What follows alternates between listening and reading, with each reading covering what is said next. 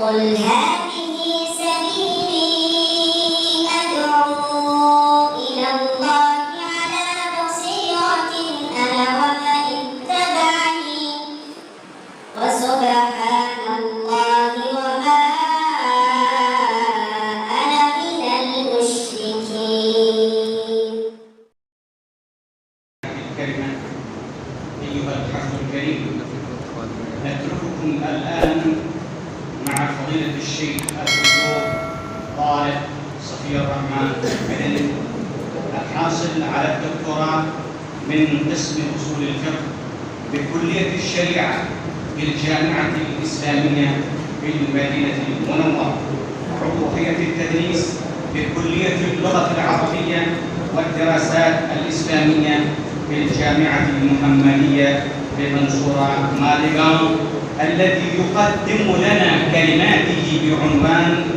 جهود المملكة العربية السعودية في نشر الوسطية في الهند. فليتفضل الدكتور.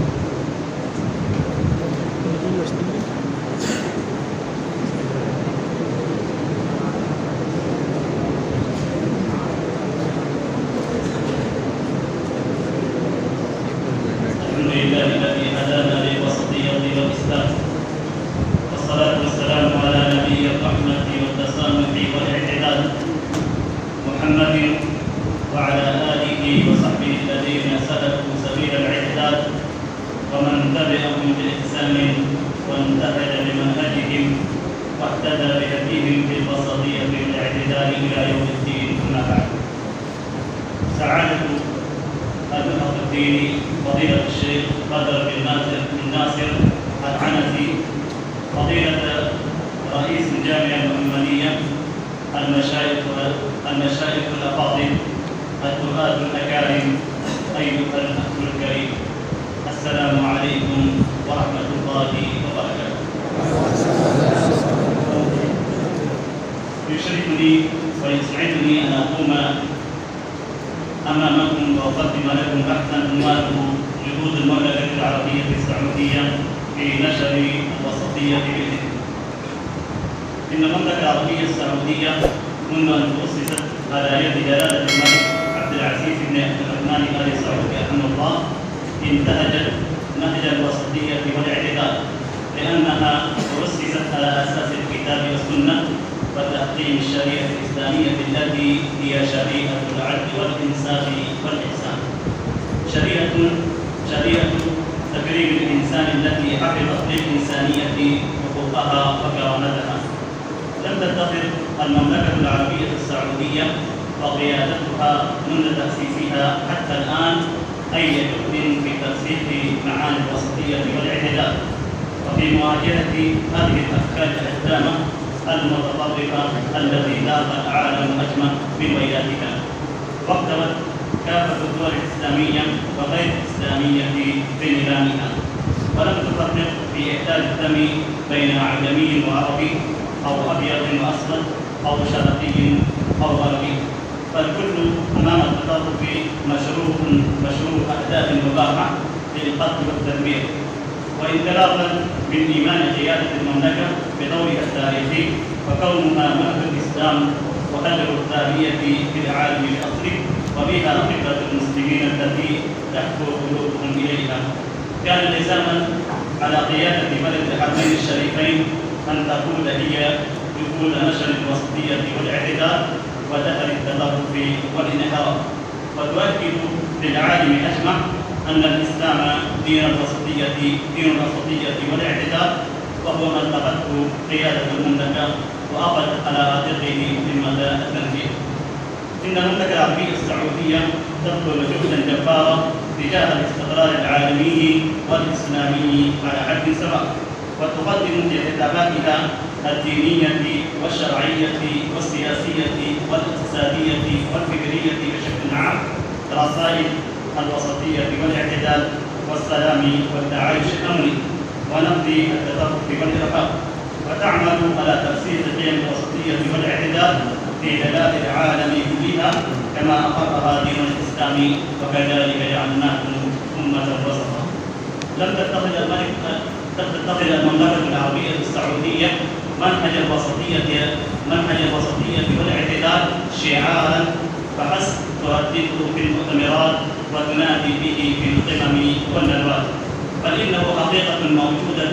على أرض الباقي على أرض المملكة العربية السعودية، فهي تتبنى مشاريع حضارية عالمية تخدم الإنسانية إيمانا منها بأن البشر جميعهم شركاء في الحضارة ويتقاطعون همومهم الإنسانية وأدوارهم في عمارة الأرض وبناء الإنسان والحضارات والثقافات.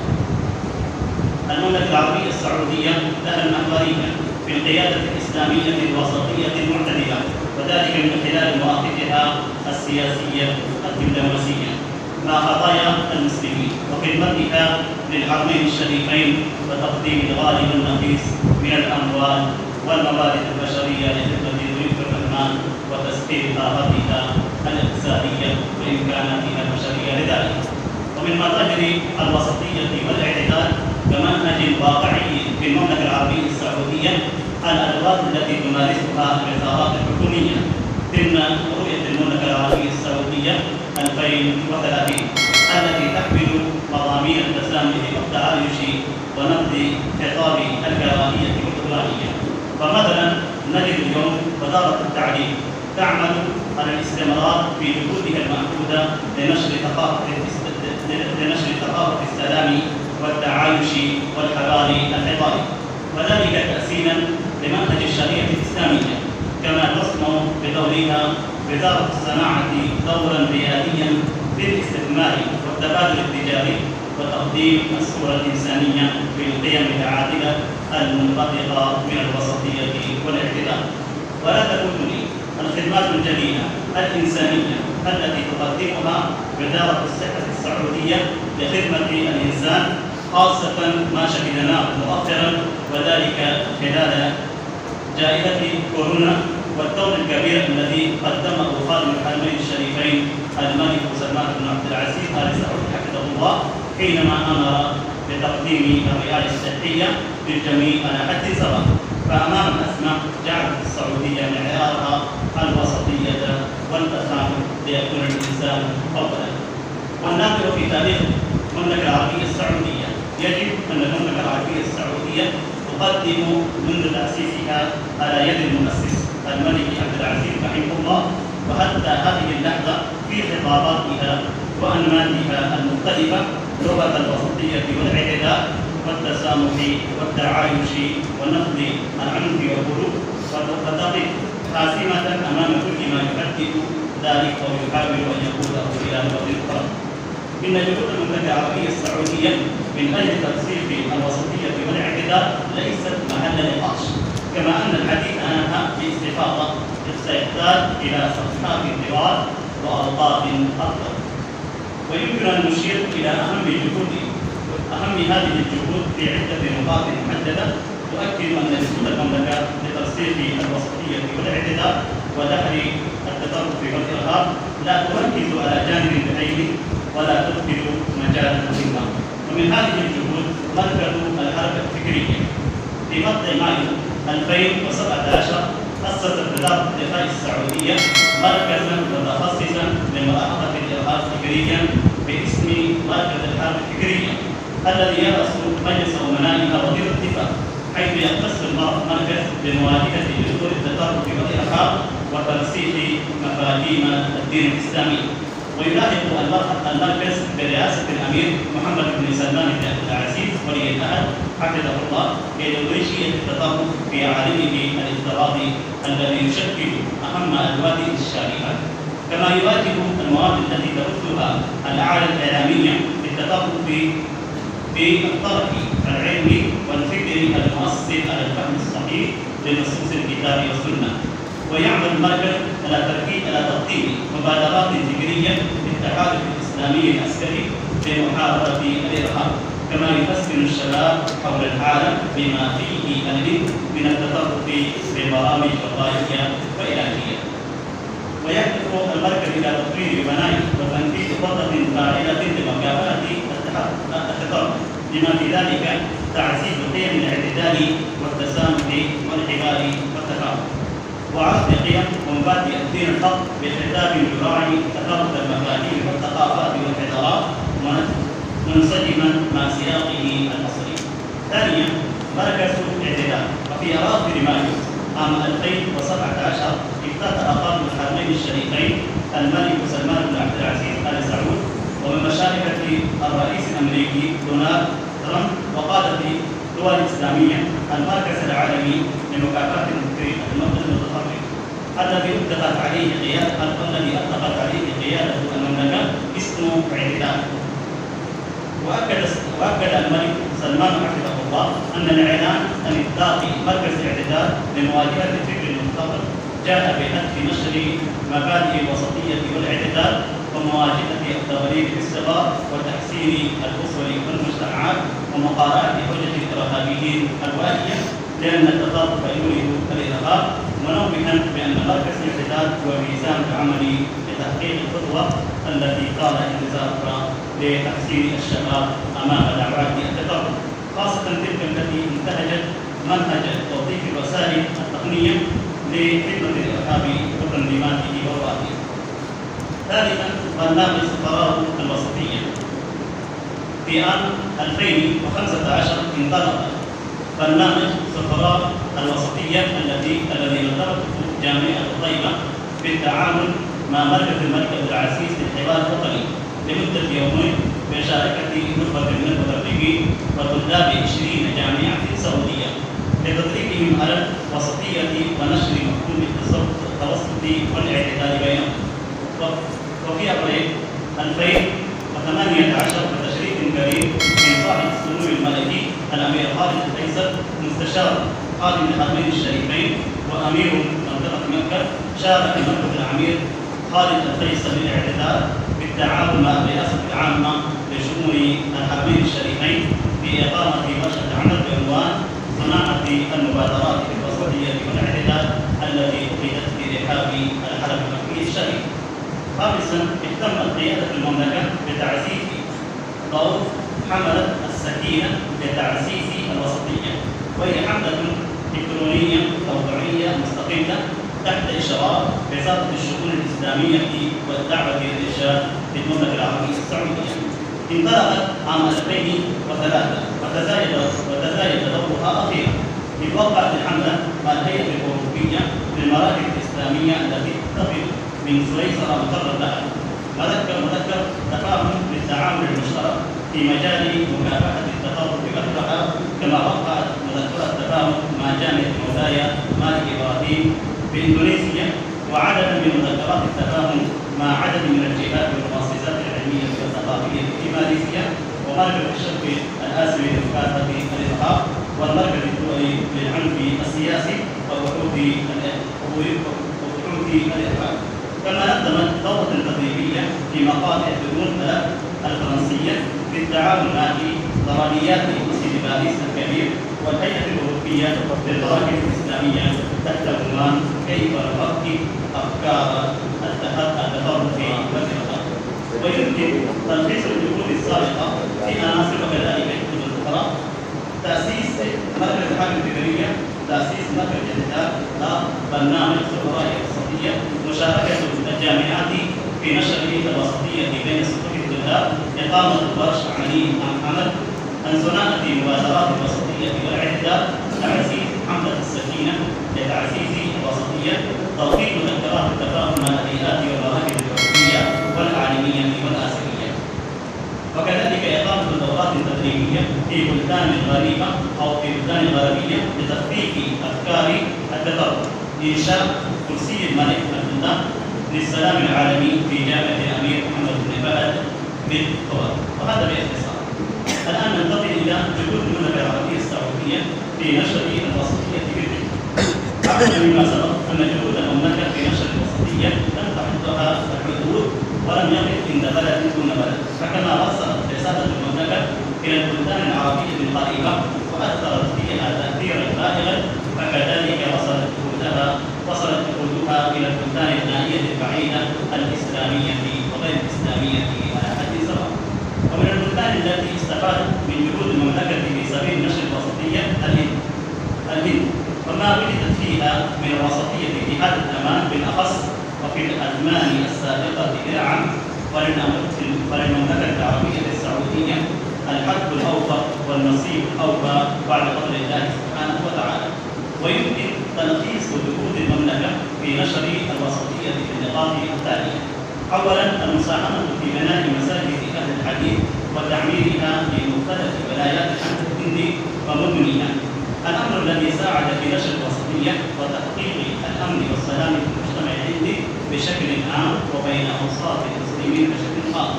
فما تلقى فيها من الخطب المنبرية وما تقام فيها من المحاضرات العلمية والدروس الدعوية المتعلقة ببيان منهج السلف الصالح في جميع المجالات يقول فضلها بعد الله من المملكة العربية السعودية،